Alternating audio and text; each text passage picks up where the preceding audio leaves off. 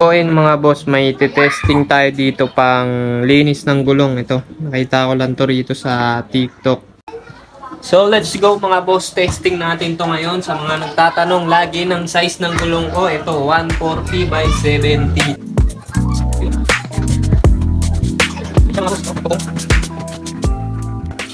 Hindi natin ma-sprayan dito, mamaya na. Ito muna. Punasan lang natin after ng ilang minuto. Alright, shiny Shimberlong. Kintab na nga. Ay, ganda.